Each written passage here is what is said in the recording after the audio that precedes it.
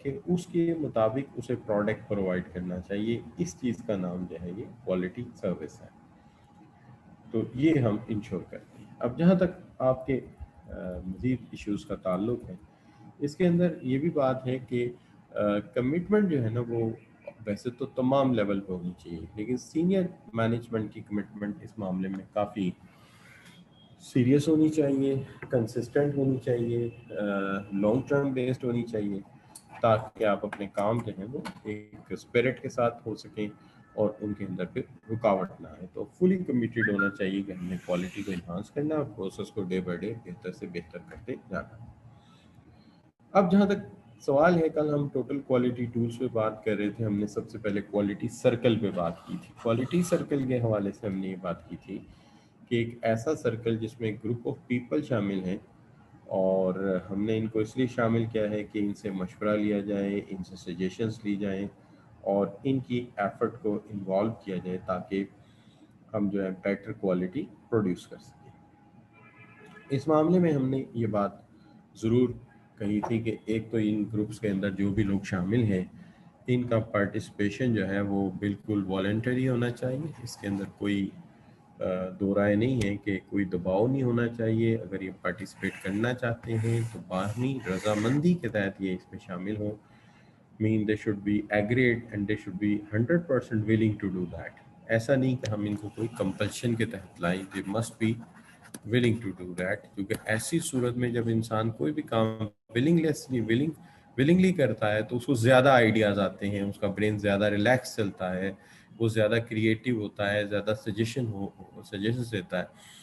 तो willing to do होना चाहिए। ऐसा नहीं कि हम किसी क्योर्शन के तहत, थ्रेट के तहत, पनिशमेंट के तहत, प्रोसीजर के तहत या किसी जॉब डिस्क्रिप्शन के तहत इनको यहाँ बांध दें, बल्कि बेटर ये है कि इसमें विलिंग। दूसरी बात, इनका बहुत बड़ा साइज भी हमें नहीं रिक्वायर्ड है। हमें इनका रिक्वायर्ड इतना साइज है, दे should B small in size so that इनके जो डिसीजंस हैं वो जल्दी हो जाए, इसमें ज़्यादा डिले ना हो। अच्छा, इसमें भी एक बड़ी अजीब साइंस है कि जब हम किसी भी इस तरह की टीम्स या सर्कल्स को बनाते हैं, तो अगर हम इन्हें बहुत ज़्यादा स्मॉल साइज कर दें तो भी हमारा काम नहीं चलता। यानी should be not be very small, small but not very small. और इनका साइज अगर हम टू लार्ज कर दें तो भी काम नहीं चलता, क्योंकि बहुत ज़्यादा कम हो तो फिर अगर बहुत कम है तो स्किल्स कम होंगी। अगर 4 बंदे आपने शामिल किए, एक मैकेनिकल इंजीनियर है, एक इलेक्ट्रॉनिक्स है, एक एरोडायनामिक है, एक अकाउंटेंट है, तो स्किल्स की कमी रह जाएगी, क्योंकि लीगल कंसल्टेंट कोई नहीं है, आईटी एक्सपर्ट कोई नहीं है, क्योंकि 4 थे इसलिए स्किल्स कम हो गई। अगर हमने 16, 15, 20 कर दिए तो फिर मसला ये हो जाएगा कि बहस मुबासे में टाइम ज़्यादा लग जाएगा। लिहाजा इनका साइज जो है वो एक ऑप्टिमम स्मॉल साइज होना चाहिए।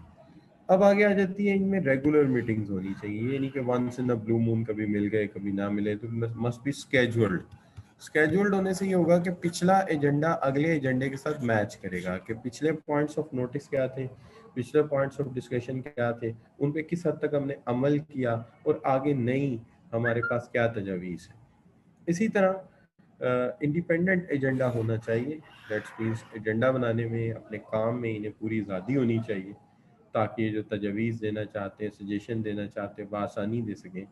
और इनका फोकस क्वालिटी पे होना चाहिए, किसी और इशू पे नहीं होना चाहिए। हमने ये भी कहा था कि इसके एडवांटेजेस पे बात करेंगे। एडवांटेजेस ये हैं कि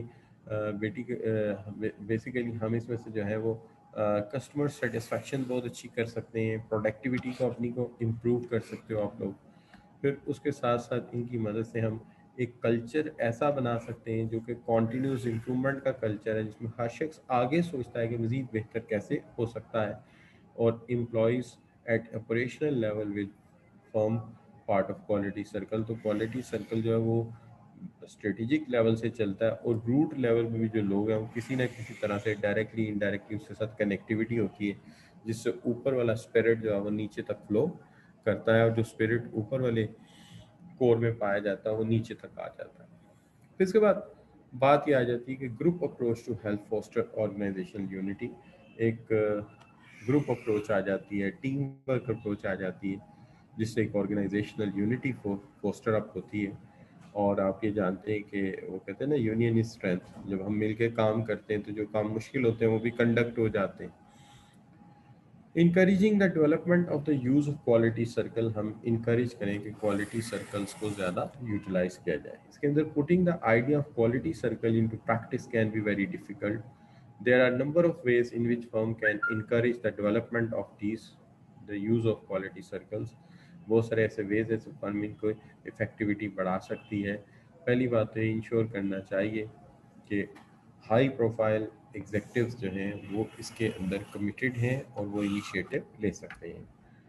दूसरी चीज़, स्टाफ मेंबर्स की ट्रेनिंग होनी चाहिए, उनके एग्जिस्ट करदा या उनके सामने आने वाले प्रॉब्लम्स रिजॉल्व होने चाहिए, और इंश्योर करना चाहिए कि स्टाफ मेंबर जो क्वालिटी सर्कल में इन्वॉल्व हैं they are free to spend the time necessary from their day to day responsibilities, ताकि वो इसके अंदर भरपूर रोल प्ले कर सकें। और रिव्यूइंग की जा सके इंफॉर्मेशन सिस्टम्स की, आइडेंटिफाई किया जा सके इंफॉर्मेशनल नीड्स को, क्वालिटी सर्कल को, ताकि हम इंश्योर कर सकें कि जो परफॉर्मेंस है और जो प्रॉब्लम्स हैं उसे प्रॉपर वे में टैकल किया गया है। ये सारी चीज़ें इसके अंदर, जब हमने कहा था कि नीचे तक लेवल होना चाहिए, तो देखिए सर्कल मेंबर्स हैं, सर्कल लीडर्स हैं, क्वालिटी सर्कल फैसिलिटेटर्स हैं, कोऑर्डिनेटर हैं, स्टीयरिंग कमेटी है और ऊपर टॉप मैनेजमेंट है। ये पूरी की पूरी लेयर्स हैं जो इसके अंदर इन्वॉल्व होनी ज़रूरी है। तो डिमॉन्स्ट्रेट होना चाहिए कि सीनियर लेवल से निचले मैनेजमेंट लेवल तक तमाम लोग जो हैं वो सीरियसली इस मसले को रिजॉल्व करने में इंटरेस्टेड हैं, और एक ओवरऑल क्वालिटी कल्चर है जिसको हम कह सकते हैं कि एक कंस्ट्रक्टिव कल्चर है, जिसके अंदर आने वाले आइडियाज़ को जो है वो प्रेफर किया जाता है। अब ये जानते हैं आपके जब कोई आइडियाज़ जो हैं वो लाए जाते हैं, प्रोसेसेस को चेंज किया जाता है, तो देखिए इसके अंदर एक रिस्क फैक्टर भी इन्वॉल्व होता है। जैसे मैं क्वालिटी को इम्प्रूव करने के लिए प्रोसेस में कोई अमेंडमेंट करना चाहता हूँ, तो वो प्रोसेस में ऑलवेज कामयाबी नहीं होती। बाज़ बात ऐसा भी होता है कि इसके अंदर जो है वो पॉसिबल मिस्टेक्स भी होती हैं, और मिस्टेक्स या एरर्स होते हैं, तो वो हमें देखना होता है, या हमारी थॉट में कोई फ्लॉ रह जाता है, ड्रॉबैक रह जाता है। तो आप ये जानते हैं ये कॉन्सेप्ट बेसिकली होता है एक लर्निंग ऑर्गेनाइजेशन का। लर्निंग ऑर्गेनाइजेशन एक ऐसी ऑर्गेनाइजेशन होती है जो एक्सपेरिमेंटेशन से कभी नहीं घबराती, और आप जानते हैं कि एक्सपेरिमेंटेशन जो होती है इसमें हमेशा रिस्क फैक्टर इन्वॉल्व रहता है और एक्सपेंडिचर लॉस होने का भी चांसेस होता है। जैसे आप यूँ समझ लो, एग्जांपल अगर मैं देना चाहूँ तो मैं ये एग्जांपल दे सकता हूँ।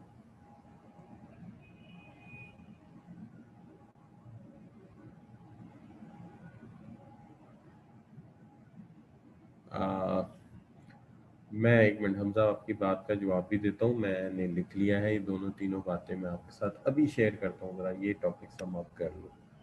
अच्छा, तो जो है मैं आपसे ये बात कर रहा था कि आपने लर्निंग ऑर्गेनाइजेशन को देखा होगा जिसके अंदर हम एक्सपेरिमेंटेशन जो है उसको अलाउ करते हैं कि ठीक है यार तजर्बात होने चाहिए। मैंने इसकी एग्जांपल के लिए आपको एग्जांपल दे सकता हूँ, जैसे कि फार्मास्यूटिकल कंपनीज हैं। फार्मास्यूटिकल कंपनीज में बाज़ औक़ात 1000 products at A time try किए जा रहे होते हैं, यानी 1000 दवाइयों पे काम हो रहा होता है। लेकिन होता ही है कि 1000 में से बहुत ही कम दवाइयाँ ऐसी होती हैं जो सक्सेसफुल होती हैं, बाकी सब जो है वो मार खा जाती हैं किसी न किसी वजह से।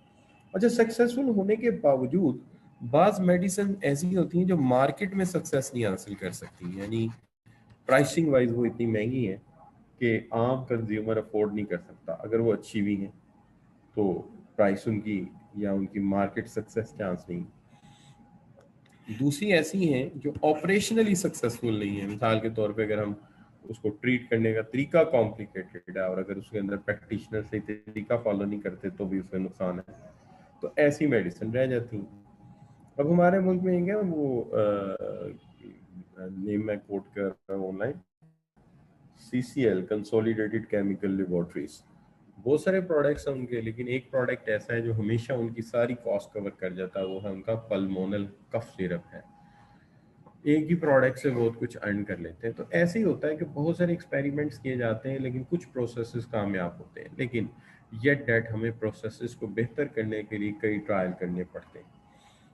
मैंने इसके ऊपर कोई केस वगैरह नहीं पढ़ा, लेकिन मुझे लगता है कि जैसे हाइब्रिड कार है या ये इलेक्ट्रॉनिक कार है, तो मुझे लगता है कि इसके ऊपर कई ट्रायल किए गए होंगे, कई दफ़ा ट्रायल किए गए होंगे, कई दफ़ा प्रोसेस डिज़ाइन किए गए होंगे, जिनमें सक्सेस नहीं भी हुई होगी, लेकिन येट दैट ट्राई करते रहे, मेहनत करते रहे, तो इन दी एंड एक ऐसा प्रोसेस फाइंड आउट करने में कामयाब हो गए कि टोयोटा भी हाइब्रिड गाड़ियाँ बना रहा है, होंडा भी बना रहा है, और भी दुनिया की फोर्ड भी और कई कंपनीज बना रही है।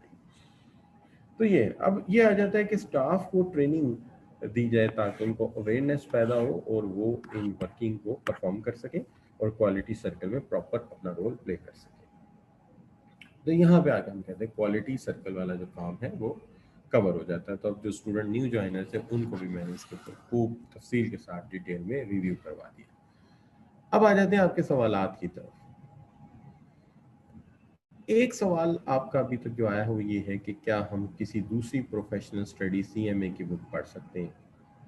सबसे पहली बात तो देखिए, आपको ये देखना चाहिए कि आपकी जो स्टडीज हैं और आपका जो कोर्स है, क्या उनका कोर्स सेम है। तो आप कहेंगे नहीं, ये अगर ऐसा होता तो फिर तो बड़ा आसान होता, हम हर किताब दूसरी बॉडी की पकड़ते और आपको देते और पढ़ा देते, तो टीचर का काम तो और आसान हो जाता। क्या ख्याल है बच्चों। तो पहली बात तो यहाँ पे पहला नो आ जाता है, ठीक है जी, कि ये पॉसिबल नहीं है, ये बात जो आप कह रहे हैं मुमकिन नहीं है। उसकी वजह ये कि दोनों के कैरिकुलम में ज़मीन आसमान का फ़र्क है। हमारा कैरिकुलम और है और उनका कैरिकुलम और है। फिर एक बात ये है कि जब आपको मैं दो चीज़ें प्रोवाइड कर रहा हूँ, एक मैं आपको नोट्स प्रोवाइड कर रहा हूँ चैप्टर वाइज, यानी चैप्टर वाइज मैं आपको नोट्स प्रोवाइड कर रहा हूँ, तो ये जब चैप्टर मुकम्मल होंगे तो क्या हाल, आपकी बुक बन नहीं जाएगी। और दूसरा मैं आपके आपके साथ अपनी स्लाइड शेयर कर रहा हूँ, तो इससे काफ़ी काम हो जाता है, ठीक है, इससे काफ़ी मसला हल हो जाता है। तो मैं दो स्टडीज़ आपको दे रहा हूँ। एक स्टडीज़ मैं दे रहा हूँ क्या, आपको चैप्टर वाइज शॉर्ट नोट्स बना के दे रहा हूँ, यानी एक पूरे पूरे चैप्टर के नोट्स दे रहा हूँ। ये चैप्टर्स इन द एंड आप सॉफ्ट कॉपी में आप इनको प्रिंट करके बाइंड कर लेना यार, आपकी बुक बन जाएगी भाई। तो अभी एक चैप्टर जो मुकम्मल हुआ है उसके नोट्स अपलोडेड हैं, किस पे, गूगल क्लासरूम में। जिनको चाहिए उन्होंने डाउनलोड कर लिए हुए और प्रिंट भी कर लिए हुए, तो वहाँ से चैप्टर वाइज गूगल क्लासरूम में पढ़े हुए। अच्छा, फिर खूबी की बात ये जो नोट्स मैं आपको दे रहा हूँ, इसके अंदर एक एक कंटेंट वही है जो कोर्स का कंटेंट है, कोई चीज़ अजाफी नहीं और कोई चीज़ कम नहीं। तो इससे बेहतर किताब कौन सी हो सकती है। दूसरी चीज़, और ये भी मैं किसी ना किसी सोर्स से ढूंढ के ला रहा हूँ, ठीक है जी। अच्छा, दूसरी चीज़, जब स्लाइड्स भी आपके पास आ गई, ये भी आ गए, तो फिर ये सवाल नहीं है कि हम सीएमए की बुक पढ़े, नहीं पढ़नी चाहिए। उसकी वजह ये है कि जो कंटेंट उसके अंदर है लेकिन हमारे कोर्स में नहीं होंगे, जो डिफरेंट है, उसके ऊपर फजूल एक डंकी वर्क होता रहेगा। तो बजाय इसके कि हम सक्सेस की तरफ जाएं, वो कहते हैं ना, स्मार्ट वर्क से हमेशा कामयाबी होती है। प्रोफेशनल आदमी में और आम आदमी के काम में फ़र्क क्या होता है, यही तो फ़र्क होता है। प्रोफेशनल आदमी जब पढ़ने जाएगा वो सबसे पहले पूछेगा, अच्छा भाई कोर्स क्या है, कंटेंट्स क्या है, अच्छा भाई इन कंटेंट्स के लिए मटेरियल क्या है। और जो आम स्टडीज होती हैं, जो लोग बगैर प्रोफेशनल नहीं होते, वो इस तरह की बातें करते हैं, अच्छा ऐसा करते हैं, इस चीज़ के लिए ये वाली किताब पढ़ लेते हैं, इस चीज़ के लिए वो वाली किताब पढ़ लेते हैं। नॉलेज के लिए तो कोई किताब बुरी नहीं होती भाई।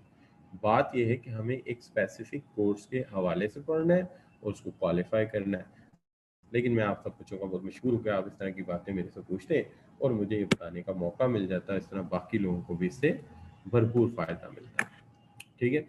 तो अगर आप पढ़ने, आप में से कोई भी बच्चा ही पढ़ने गया, हमजा साहब, हमजा भाई, या कोई भी बच्चा हमारा गया, तो मुझे अफसोस होगा कि खामखा एक ऐसा क्वेश्चन बैंक प्रैक्टिस कर रहा है जिसका हमारे कोर्स से मुश्किल 40% भी अटैचमेंट नहीं है, 40% भी उसका मैच नहीं हमारे साथ, और वो ऐसी एक दौड़ लगा रहा है जिसका मतलब मंजिल का पता नहीं है, और खामखा सड़क के ऊपर आप भागते फिरते हैं। तो ये बिल्कुल किसी को ज़रूरत नहीं है। और दूसरी बात यह है कि रेफरेंस बुक्स अगर मुझे देनी होंगी तो मैं खुद अपनी आपको बताऊंगा कि यार इस टॉपिक के लिए पर्टिकुलरली ये रेफरेंस बुक है, लेकिन ये इजाफी है, किताब है, इसके अंदर फालतू चीज़ें बहुत सारी हैं। अगर आपने लाइब्रेरी स्टडी के लिए पढ़नी हो तो ज़रूर पढ़ सकते हैं, लेकिन वो भी मैं आपको बताऊंगा, आप खुद ना कीजिए ये काम, ठीक है। अभी तक एक चैप्टर मुकम्मल हुआ, उसके नोट्स भी दे दिए, उसकी स्लाइड्स भी दे दी। ये जो चैप्टर है इसकी भी मैं आज, चले आपको, चूंकि आप सब बच्चे जल्दी में हैं तो इसके नोट्स भी आज अपलोड कर देंगे। अब रही बात ये कि इस गूगल क्लासरूम में किसी ने घुसना कैसे, आना कैसे, ये मैं अभी आपको लास्ट 10 मिनट्स बचाता हूँ। 7 बजे से पहले पहले ही आपको मैं बता दूंगा कि कैसे आपने इस गूगल क्लासरूम में आना है। मोस्टली बच्चे जानते हैं, लेकिन जो उन बच्चों को नहीं पता वो भी मेरे से लेट पूछ सकते हैं। मैं फिर दोबारा बता देता हूँ। अच्छा बच्चों, अब इसके अंदर एक चीज आ गई है कि क्वालिटी सर्कल वाला काम हो गया मुकम्मल।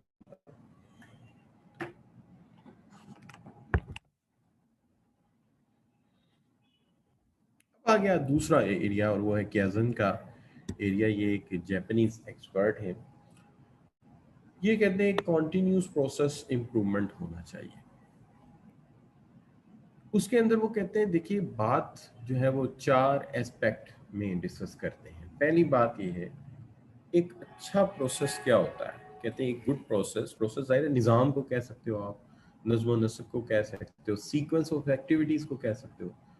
तो एक गुड प्रोसेस वो है दैट क्रिएट गुड रिजल्ट्स।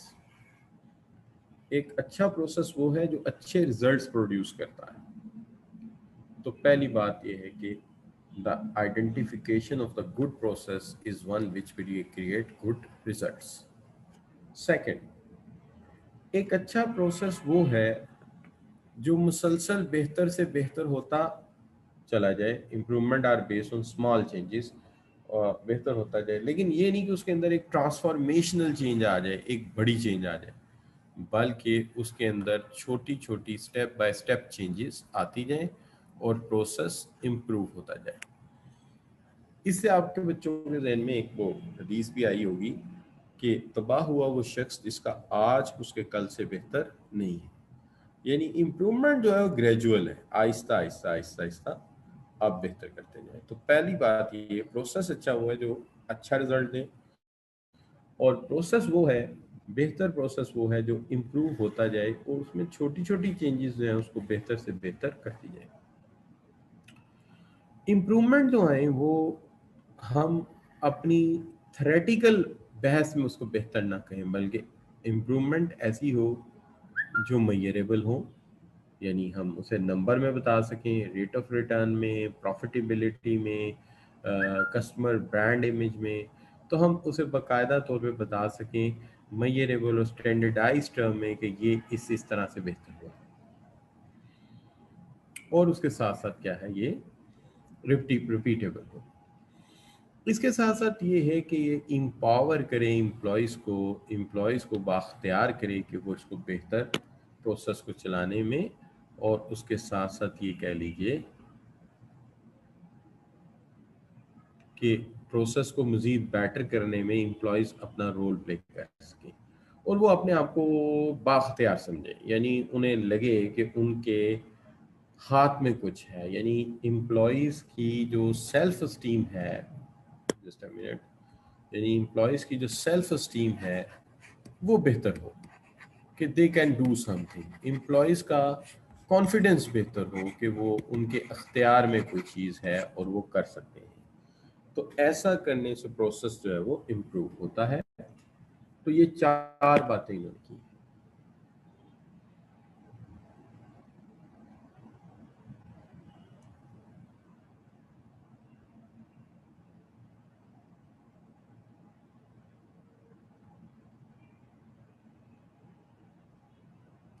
जी हाफिज साहब, आपके सवाल बेटा इंटरेस्टिंग है कि हम एक दफ़ा बड़ा चेंज क्यों नहीं ला सकते।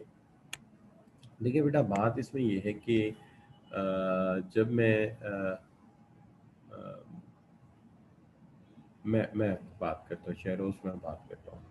देखिए सबसे पहली बात तो ये बच्चे के, जब मैं बात कर रहा हूँ किसी क्याजन या किसी एक्सपर्ट की राय के ऊपर, तो मैं उसकी राय बता रहा हूँ।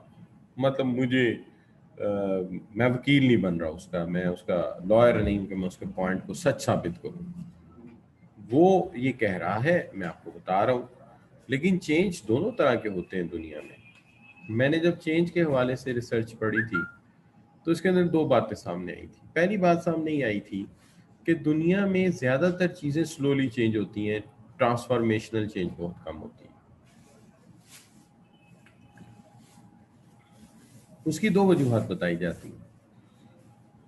एक वजह ये बताई जाती है कि जब इंसान कोई चेंज लाना चाहता है तो हकीकत में इतने रिसोर्सेज और इतने इंफॉर्मेशन रिसोर्सेज, फाइनेंशियल रिसोर्सेज और टेक्निकल रिसोर्सेज जुटा नहीं पाती ऑर्गेनाइजेशन, इसलिए चेंज की तरफ आमतौर पे ग्रेजुअली जाया जाता है, पहली बात। लेकिन ये नहीं मैं कहा, हरगिज नहीं कहा कि ट्रांसफॉर्मेशनल चेंज या बड़े चेंजेस आते नहीं हैं, आते ज़रूर है ट्रांसफॉर्मेशनल चेंजेस, लेकिन इस एक्सपर्ट ने उन पे बात नहीं की। इन्होंने कहा अच्छा प्रोसेस हो जो आहिस्ता आहिस्ता आहिस्ता आहिस्ता आप बेहतर करते रहे और वो बेहतर होता रहे, जिसके अंदर ज़्यादा इन्वेस्टमेंट भी ना करनी पड़े और जो चीज़ बन रही हो पहले से बेहतर हो जाए। एक बात है। दूसरी चीज़ जो है वो ये है कि हम एम्प्लॉयज़ को अपने काम में बाअख्तियार करें। बाअख्तियार करने का मतलब ये है कि उन्हें ये लगे कि वो बेबस नहीं है, they are confident in self, they are having their influence on the work, वो बाअसर हैं और वो अपने काम को पुरअसर तरीके से कर सकते हैं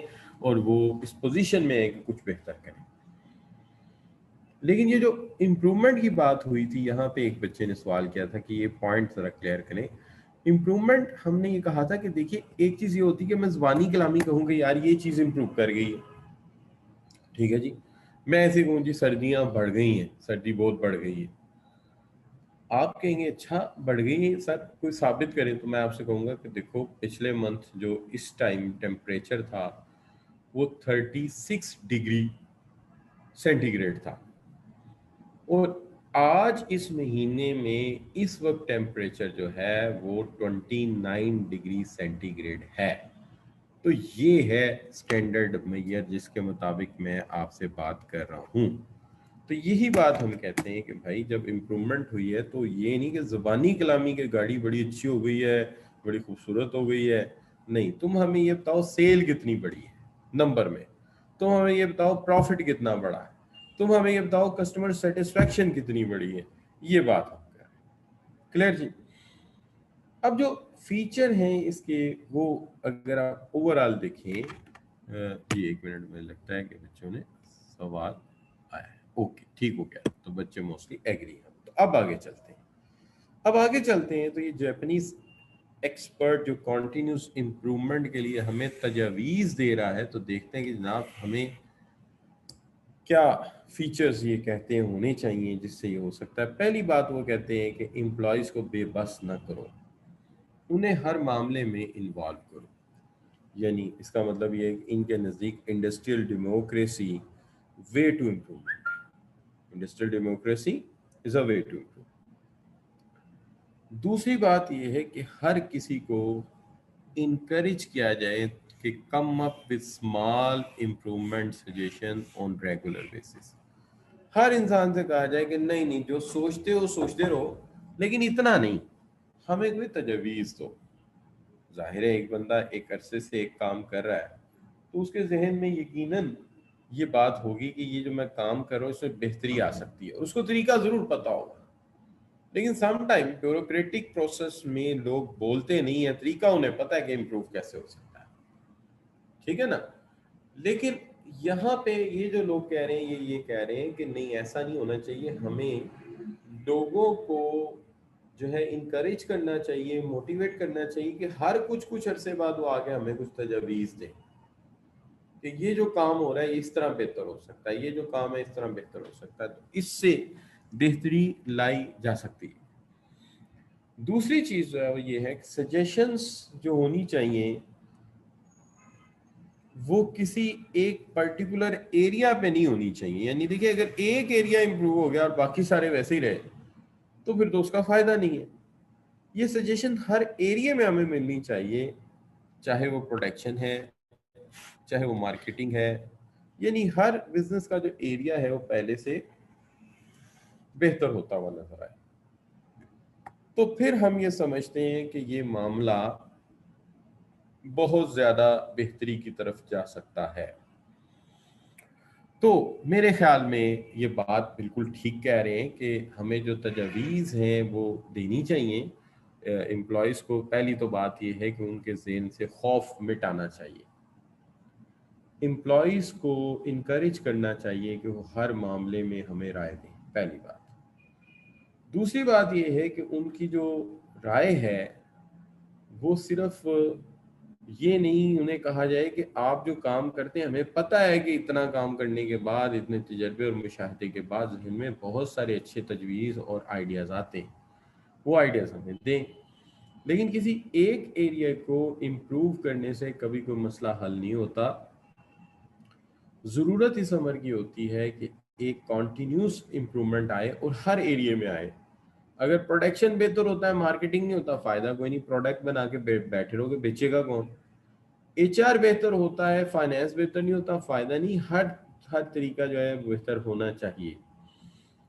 तो ये बिल्कुल एक जिस्म की मान्यता है कि अगर एक बॉडी बिल्डर जो है वो मसल बना रहा है तो वो शोल्डर पे भी होने चाहिए, वो चेस्ट पे भी होने चाहिए, वो थाइस पे भी होने चाहिए। किसी एक चीज पे मसल्स काम नहीं करेंगे ना उसकी लुक देंगे। इसी तरह वो कहता है कि सेटिंग स्टैंडर्ड्स, हमें स्टैंडर्ड सेट करने चाहिए। और ये स्टैंडर्ड तो एक तो ये है ना कि प्रोडक्शन कर रहे हैं तो उसके एक स्टैंडर्ड हो, उससे नीचे प्रोडक्ट ना जाए। और फिर उन स्टैंडर्ड को वक्त के साथ साथ इम्प्रूव भी कर दिया जाए, यानी जो टारगेट्स रखा है इम्प्रूवमेंट का वो वही ना रहे कि भाई ये स्टैंडर्ड है, स्टैंडर्ड भी थोड़ा सा आप लिफ्ट करते जाएं, स्टैंडर्ड को भी पहले से थोड़ा बेहतर करते जाएं, ताकि आने वाले दौर में आप कंपेटिटर के मुकाबले में बेहतर कर सकें। एम्प्लॉयज़ को इस सिलसिले में ट्रेनिंग की ज़रूरत पड़ेगी और रिसोर्सेज की ज़रूरत पड़ेगी। ट्रेनिंग इस सेंस में कि देखिए, जो काम ट्रेनिंग से होता है हमेशा हम अपने काम में बेहतरी लाते हैं। और रिसोर्सेज की ज़रूरत इस सेंस में पड़ती है कि देखिए, जब तक टेक्नोलॉजिकली अपडेट नहीं करेंगे, उन्हें आप इक्विप नहीं करेंगे नए टूल्स, नए इक्विपमेंट से, कभी भी आप अपना मसला हल नहीं कर सकेंगे। लिहाजा हमें दोनों चीज़ों की ज़रूरत है। नया इक्विपमेंट भी चाहिए, नए टूल्स भी चाहिए, लेकिन उनको चलाने का तरीका भी हमें आना चाहिए। लेकिन जहाँ तक ये हमें कॉन्टिन्यूस इम्प्रूवमेंट की एग्जांपल देते हैं, तो यहाँ पर ये हमें दो बड़ी कंपनीज का नाम देते हैं, जिसके अंदर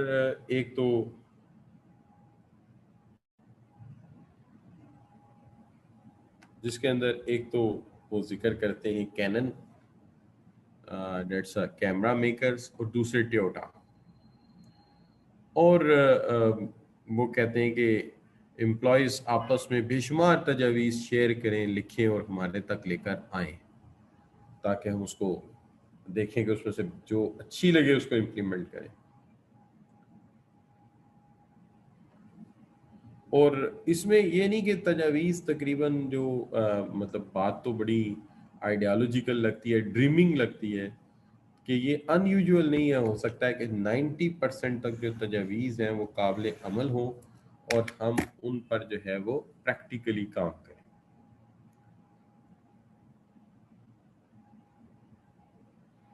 और इस हवाले से अगर आप देखें तो हिस्ट्री में एक बड़ी अजीब सी हकीकत मिलेगी आपको कि 1999 में एक US plant of Toyota company में एम्प्लॉयज़ ने 7,000 तजावीज़ जो है वो, सॉरी 7,000 एम्प्लॉयज़ ने, टोयोटा एम्प्लॉयज़ ने 75,000 तजावीज़ थी, जिसमें से 99% इम्प्लीमेंट कर दी गई।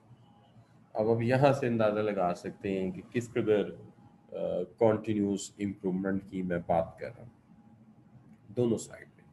तो आई होप कि आपको ये हिस्टोरिकल व्यू भी मेरा जो है वो पसंद आया होगा इस मामले में, जिससे मैं सपोर्ट किया अपने आर्गूमेंट को कि सिर्फ थ्योरी में रट्टा ना लगवाता रहूँ, बल्कि मैं आपको कुछ प्रैक्टिकल इंडस्ट्री से भी रिलेट करके तो बताऊँ। ठीक हो गया बच्चों?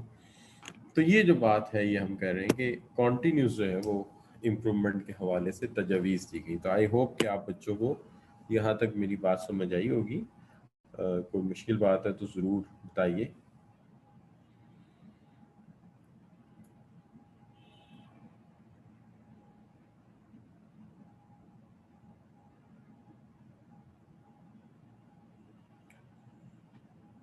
जी, अब देखिए, यहाँ पे मैं आपके साथ फिर शेयर करना चाहूँगा जो मेरा नेक्स्ट इन्हीं का सेम एक्सपर्ट के हवाले से एक मॉडल है जिसको हम कहते हैं plan, do, check, act, PDA cycle. PDS cycle में सबसे पहले वो कहते हैं कि जब आप तजवीज़ लेके आते हैं सबसे पहले प्लान एक्टिविटीज़, फिर इसको इम्प्लीमेंट करें प्लान को, और फिर चेक द रिजल्ट, रिजल्ट को चेक करें, और फिर एक्ट इम्प्रूव द प्रोसेस, और प्रोसेस को फिर उसके मुताबिक इम्प्रूव करें। अगेन पहले मंसूबा बनाएं। ज़ाहिर है मंसूबा जो भी बनाया जाता है वो तो पेपर पे बनाया जाता है ना, कोई डायग्राम, कोई तरीका, कोई मेथड, कोई प्रोसेस। फिर उसको क्या करें, एक दफ़ा इम्प्लीमेंट करके देखें, यानी उस पर अमल करके देखें, और फिर देखें कि क्या इससे रिज़ल्ट में बेहतरी आई है, इससे नताइज बेहतर हुए हैं। अगर नताइज बेहतर हुए हैं तो फिर आप इसको प्रोसेस का पार्ट बना दें, इम्प्रूव करके इसका हिस्सा बना दें। मैं चारों पॉइंट रिपीट कर रहा हूँ, ज़रा गौर से सुनिएगा दोबारा। पहली बात ये कि establish all necessary objectives and process to deliver result in accordance with the expected outcome. एक प्लान बनाएं जो कागज़ पे बनाएं, जिसके मुताबिक एक प्लान बना हो जो ये जाहिर करे कि हम इससे एक्सपेक्टेड रिजल्ट हासिल कर सकते हैं। फिर इसे हम एक दफ़ा इस पर अमल करके देखें। अमल करने के बाद ऑन अ स्मॉल स्केल, जाहिर बात है हम बड़े स्केल पे तो नहीं लेके जाएंगे, टेस्ट हो रहा है ना, अभी टेस्ट तो स्मॉल स्केल पे होता है, तो उसे हम टेस्ट करते हैं। फिर मेजर करते हैं रिजल्ट को कि क्या इसकी इम्प्लीमेंट करने से रिजल्ट बेहतर आता है, तो फिर हम उस रिजल्ट को जो है वो इम्पोज कर देंगे। ठीक हो गया बच्चों? तो फिर हम उसको क्या करेंगे, इम्पोज कर देंगे, और अकॉर्डिंगली हम एक्ट करेंगे, एनालाइज करेंगे डिफरेंसेस को और बाकी इश्यूज को, और फिर आइंदा के लिए हम उसको प्रोसेस का हिस्सा बना देंगे, जिससे प्रोसेस फर्दर इम्प्रूव होता रहेगा। इस चीज़ को नंबर 1 हम कहते हैं प्लान, नंबर 2 कहते हैं डू, नंबर 3 कहते हैं चेक, और नंबर 4 कहते हैं एक्ट। आप ज़रा इसके ऊपर गौर कीजिए, ठीक है? Take 2 minutes, take 2 minutes and read it. 2 minute लो, रीड करो, समझो, फिर सवाल करना है। बगैर सोचे समझे सवाल नहीं करना, पहले एक दफ़ा रीड करो।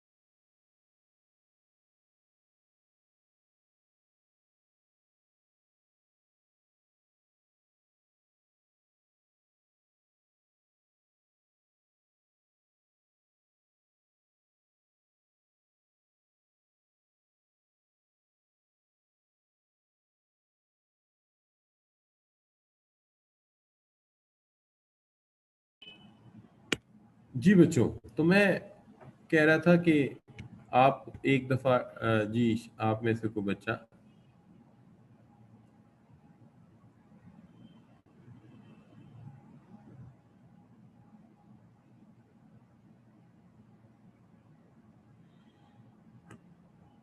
जी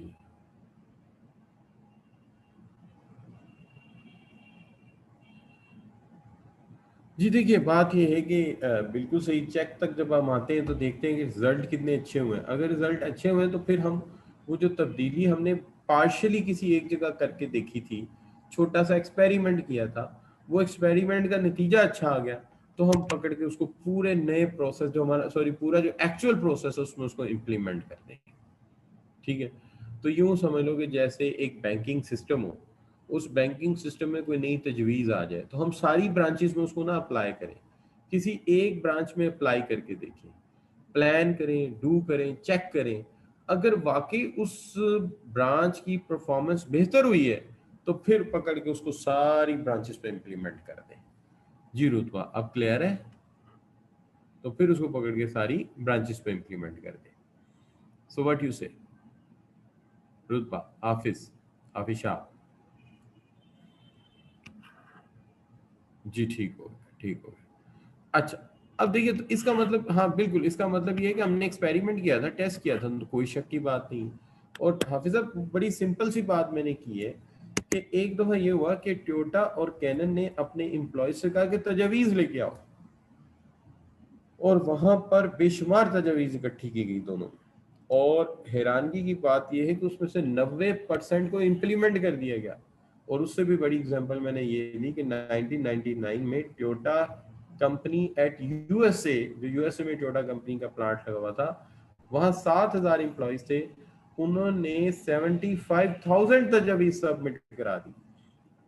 ठीक है, अब तकसीम करके देखें तो each employ approximately you can say more than कितनी जी, हर एम्प्लॉय ने तकरीबन 10 से 15 तजावीज सबमिट कर दी। और वो जो तजावीज हैं वो उसमें से 99% तजावीज मान ली गई, इम्प्लीमेंट की गई, वो कामयाब रही और आज तक वहाँ इम्प्लीमेंट हो रही हैं। ये वजह है कि टोयोटा वहाँ फोर्ड को भी टफ टाइम दे रही है जो उनकी अपनी कंपनी है, और बाकी कंपनीज को भी टफ टाइम दे रही है। अब लेक्सिस ने तो वहाँ पे मर्सिडीज और BMW की भी मार्केट जो है उसको भी टाइट करके रखा हो। तो इतना बेहतरीन काम उन्होंने किया। ठीक हो गया? तो हाफिज साहब, अब क्या ख्याल है? अब ये बात क्लियर है आपको? हाफिज साहब?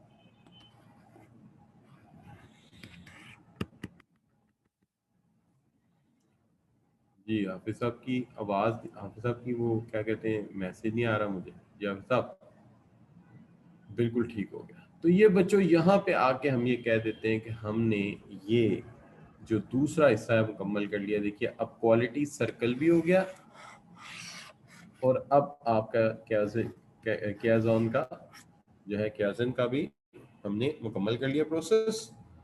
ठीक है जी। अब मैं फौरी तौर पे सिक्स सिग्मा की तरफ नहीं जाता। वो इसलिए नहीं जा रहा फौरी तौर पे सिक्स सिग्मा की तरफ क्योंकि आप बच्चे वो कह रहे हैं मुझे कि वो भी थोड़ा सा बताएं हमें कि किस तरह से हम नोट्स लेंगे और कैसे काम करेंगे। तो एक मिनट, मैं ज़रा यूएसबी पे दूसरे कंप्यूटर से थोड़ा सा डेटा यहाँ पे लेकर आता हूँ। तो आपको ये स्लाइड्स रोक रहा हूँ, फिर मैं दोबारा शेयर करता हूँ आपके साथ। स्टॉप कर रहा हूँ शेयरिंग।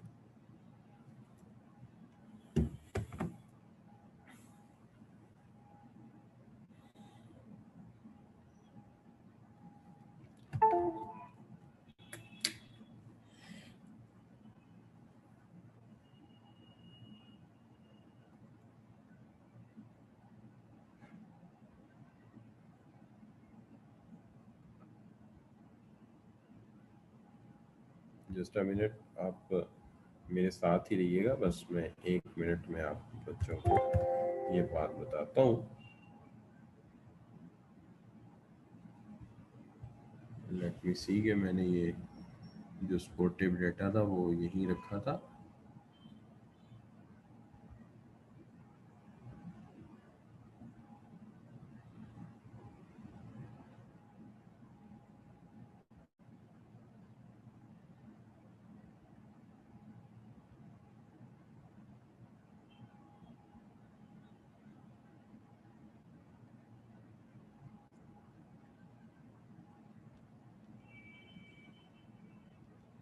जी बच्चों, ये मिल गया मुझे, मैं आपके साथ शेयर करता हूँ। ये देखिए, जो बच्चे नए आए हैं मैं थोड़ा सा बता दूँ।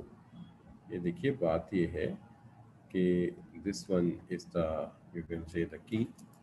ये है मेरा वो गूगल क्लासरूम जहाँ पे ये डिटेल मौजूद है सारी, और ये उसका जो है वो क्लास कोड है। ये यहाँ लिखा होता है लेकिन मैंने यहाँ बड़ा सा करके लिखा है, आप इसको नोट डाउन कर लें, पिक्चर ले लें।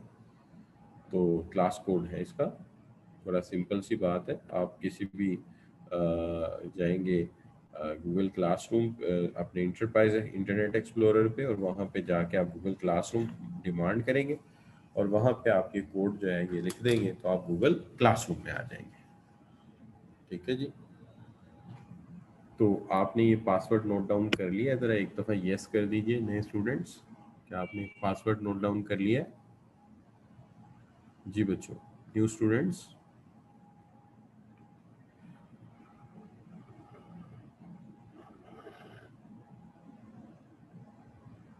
जी शहरोज खान, ठीक है, आपने नोट कर लिया। ठीक है, अब मैं आपको बताता हूँ आपने करना क्या है। देखिए मैं फिर स्टॉप कर रहा हूँ शेयरिंग।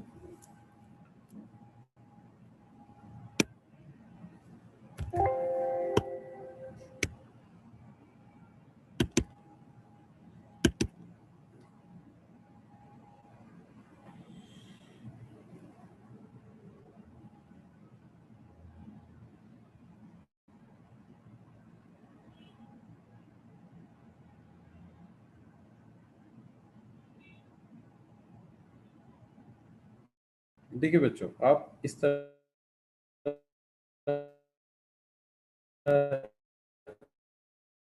एक आप पास आप इंटरनेट लिखते हैं गूगल क्लासरूम, ये आपने लिख दिया गूगल क्लासरूम, तो आप गूगल क्लासरूम में चले जाएंगे। ये आपका गूगल क्लासरूम हो गया।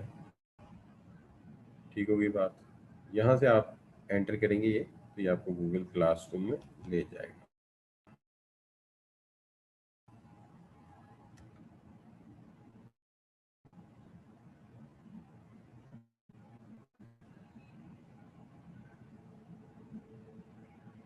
आई होप ये ज़रा थोड़ा स्लो है मेरा नेट, लेकिन खुल जाएगा, अभी आपके सामने आ जाएगा।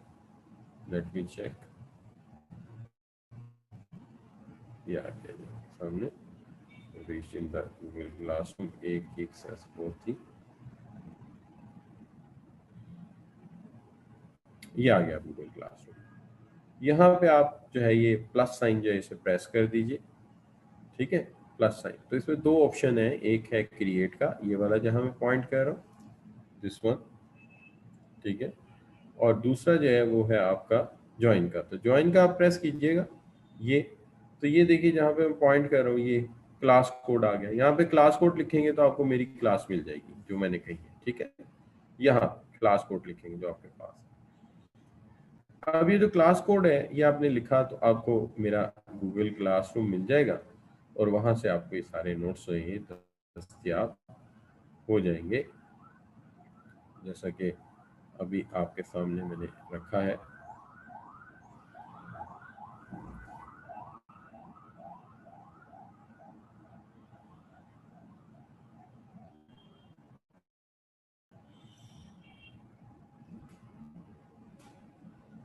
तो इन दिस वे आपका जो है ये काम बन जाएगा। ठीक हो गई जी बात? तो मैं इसको समझता हूँ कि कोई इतना बड़ा काम नहीं है, आई होप कि आप कर लेंगे। तो मैं मुतमईन हो जाऊँ कि आपको ये बात समझ आ गई है। ठीक है बच्चों, तो इस तरह से आपने इसको मैनेज कर लेना है। इसी के अंदर नोट्स हैं, इसी के अंदर सारा कुछ है। तो चलते हैं वापस अपने टॉपिक की तरफ। जो टॉपिक हम ज़ेर बहस रखा हुआ था हमने उसी के ऊपर बात करते हैं, बात जारी रखते हैं। Let me open the slides again.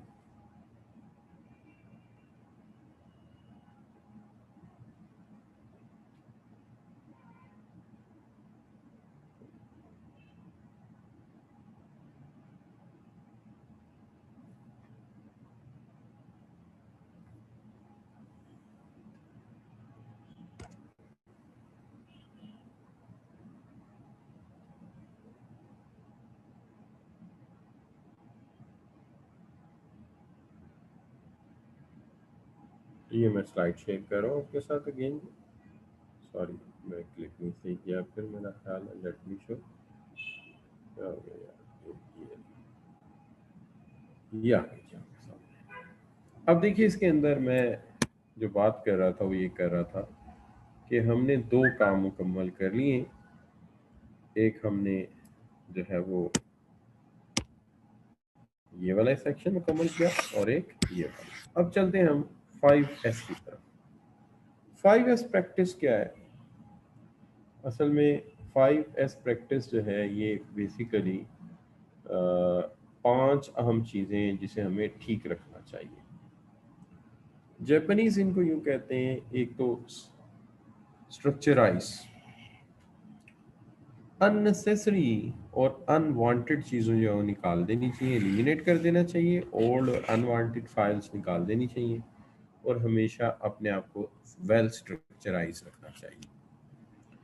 अपने निज़ाम को सिस्टमाइज रखना चाहिए। सिस्टमाइज निज़ाम के तहत चलाएं, बगैर किसी निज़ाम के चलने वाली चीज़ें ठीक नहीं होती।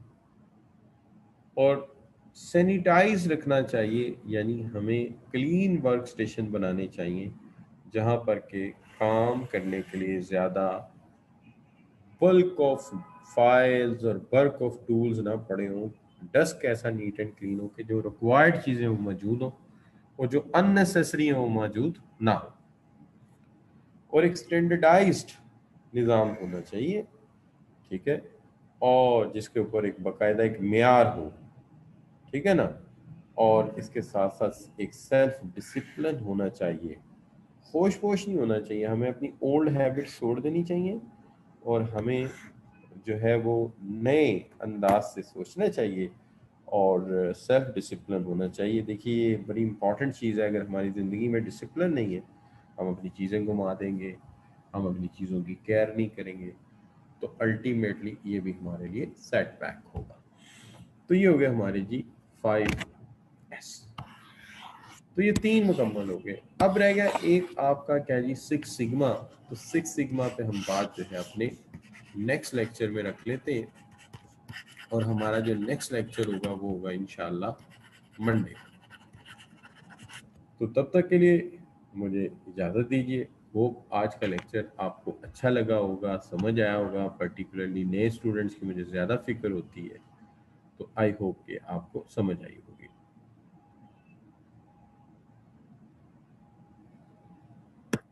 अच्छा, तो ये आज के लिए फिर इसको इतना ही रखते हैं।